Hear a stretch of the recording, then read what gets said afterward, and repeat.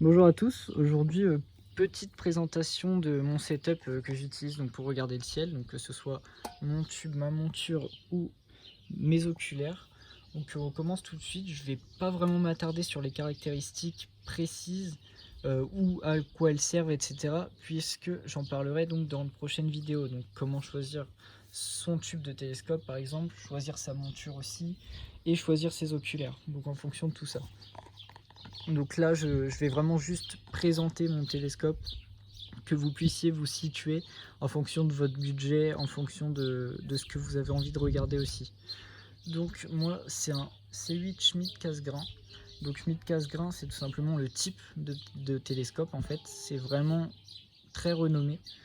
203 mm que vous voyez ici, c'est le diamètre, donc c'est la capacité à capter de la lumière. Plus vous avez de lumière, plus vous avez de détails. 200 mm, c'est vraiment excellent. En tout cas, c'est pas mal pour capter beaucoup de détails, ça c'est clair. F2000 ici, c'est la longueur focale, donc c'est la distance que la lumière parcourt entre le début et la fin de votre télescope. Plus vous en avez, plus vous avez de capacité de grossissement. Ensuite, du coup, tout simplement la marque ici. Et F par 10, c'est tout simplement 2000 divisé par 200, ça fait 10. Et c'est l'ouverture focale.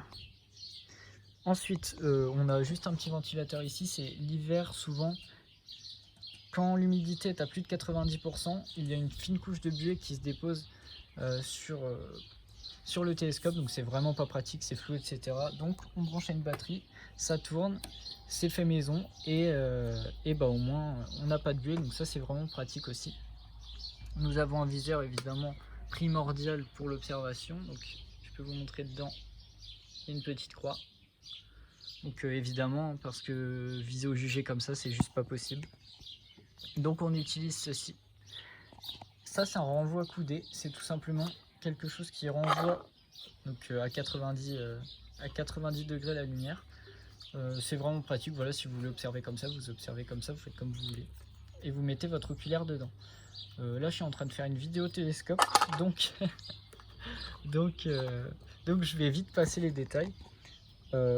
Il est donc monté sur une monture équatoriale, je ne sais plus le numéro, mais c'est une monture équatoriale. Ça sert à quoi? Ça sert tout simplement à compenser la rotation de la Terre, parce que la rotation de la Terre est assez rapide, donc on a l'impression que le ciel bouge. En vérité, c'est la Terre qui bouge. Et du coup, si vous visez quelque chose dans votre oculaire et que vous n'activez pas le moteur, parce que oui, elle est motorisée, et bien tout simplement 20 secondes après, ça ne sera plus dans l'oculaire, il faudra reviser. Donc, pour éviter ça, on fait une mise en station. Je vous expliquerai pareil ce que c'est. C'est tout simplement s'aligner sur le pôle céleste, donc le nord. Et grâce à ça, vous pourrez observer tranquillement, sans avoir à reviser à chaque fois. Donc ça, c'est vraiment pratique. Passons aux oculaires maintenant. Alors, les oculaires, on va y aller très très vite parce que je ferai aussi une vidéo dessus. J'ai des Explore Scientific, donc le 26 mm, le 6,7 mm, le 14 mm et le 10 mm. Voilà. Donc je vous explique très rapidement quand même comment on calcule un grossissement. C'est simple. Vous prenez la longueur focale de votre télescope. Mon télescope, c'est un 2000 de focale, vous vous rappelez. Je vais prendre l'exemple du Pentax, ce sera plus pratique. Tout simplement, vous divisez 2000 par le chiffre qui est ici, les millimètres. Donc ça fait 2000 divisé par 10, ça fait 200. Donc on peut le faire avec tous, hein. Avec celui-ci ça fait 76, celui-ci ça fait 142 à peu près, et celui-ci ça fait 303. J'utilise quel oculaire pour quel type d'observation? Encore une fois, je vais aller très vite.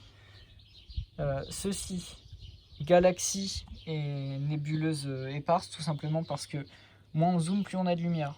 On veut de la lumière pour les nébuleuses car elles sont invisibles à l'œil nu.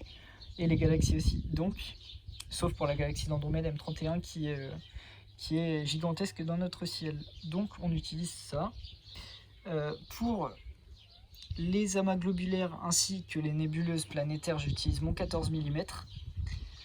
Pour le planétaire, j'utilise le 10 mm, donc tout ce qui est planète, donc comme on dit, et la Lune, même si la Lune s'utilise avec tous ses oculaires.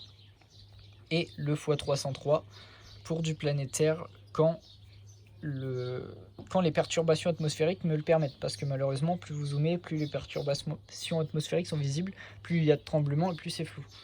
Donc voilà, j'utilise ça. Je reviendrai bien sûr en détail sur ces oculaires sans souci. Je vous expliquerai comment ça marche, je vous expliquerai comment les choisir, etc. Là c'est vraiment juste une petite présentation simple et rapide. J'espère que ça vous aura plu. Ah si, je peux aussi juste vous parler des prix, pardon. Le tube ici, neuf, il est environ entre 1000 et 1300 euros. Une monture, ça coûte environ 200-300 euros. Et du coup, les oculaires, Explore Scientific, c'est du 140 euros pièce, à peu près, ceux-là. Donc 62 degrés ici, 82 les deux ici et 70 celui-ci. Donc ouais, 140 euros pièce environ, les trois que vous voyez ici. Et le dernier, le Pentax, qui est à 340 euros. Mais la qualité n'est pas à négliger, il est vraiment excellent. Donc voilà pour les prix, voilà pour les degrés, voilà pour les focales.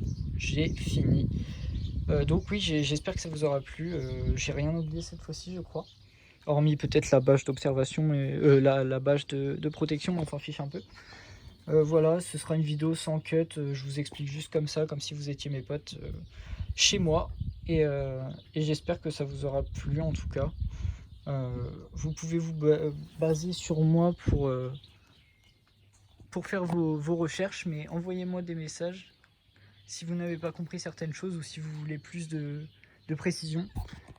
Parce que c'est important, on n'a pas tous les mêmes télescopes et donc on n'a pas tous les mêmes précautions à prendre, on va dire. Donc voilà, j'espère que ça vous aura plu. À la prochaine.